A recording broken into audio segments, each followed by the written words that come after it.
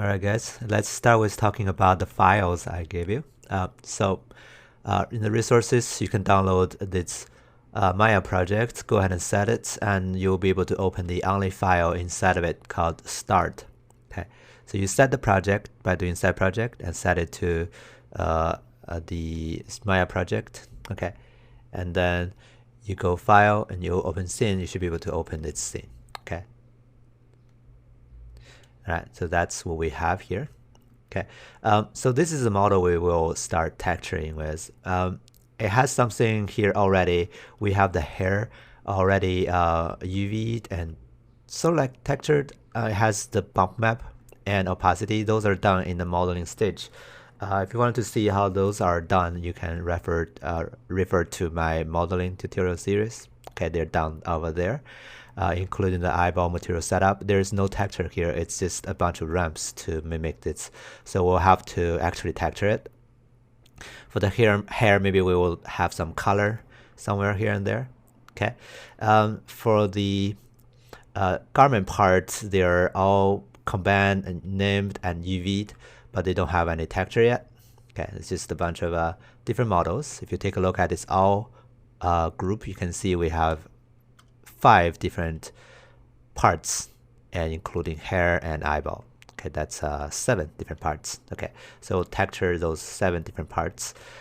They're separated by the area. Okay, and also some of the parts are separated based on what they are, like the metal parts, for example. Okay. Anyway, this is the Maya file we have, and also back here to ZBrush. If you go to the scene folder of the project, you can see in the all files, you also have a ZBrush start file. So go ahead and open that in ZBrush, and this is what you got. Okay, and this is actually the sculpting that we did also in the modeling tutorial series. Okay, we'll use this to bake normal map. Okay, as you can see, we have 11 million polygons. Okay, for a really complicated character, 11 million is not that much.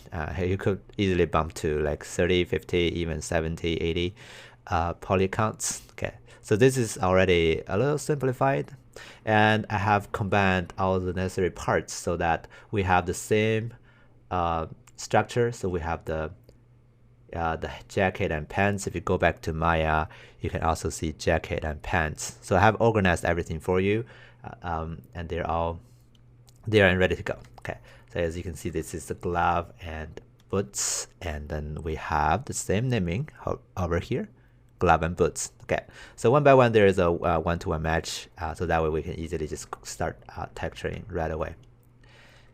All right, so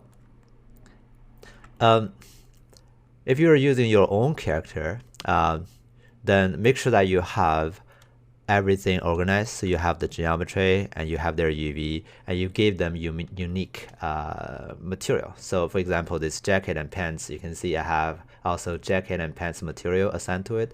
It can be any Maya material as long as it does have a shading group, because the texturing package we're going to use is Substance and Mari. So for those things, they do rely on, at least Substance relies on the material to differentiate different objects, not by object.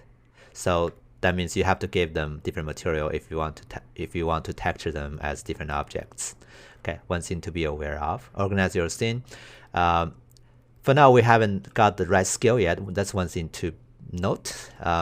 Because this character was sculpted based on a sphere to start with, that's where we started doing the head. That's why the head is actually at the center of the word, right? And it's really small. A proper sized character, if I go create a little cube and make it like 200 units, if you haven't changed anything in Maya, 1 unit is 1 centimeter. So a character should be around the size of this cube. So this character is not the correct size yet. That's something we have to address. But the reason I keep it this small is because ZBrush is also that size. So that way we have the same size in Maya and ZBrush. That's going to make the baking work. Otherwise, the baking would not work. Okay. So to move on, again, like what I mentioned in the promotional video, you do have to have some basic understanding of Maya at least and ZBrush, so that way you know your way around, so we can start texturing right away. I'm not going to explain every little detail in the modeling package. That's something I'm expecting you to know already, because this is the second series and this is not for modeling. Okay, cool. Without all those informations, let's move on to the next video and we can start doing our texturing. Okay, see you next time.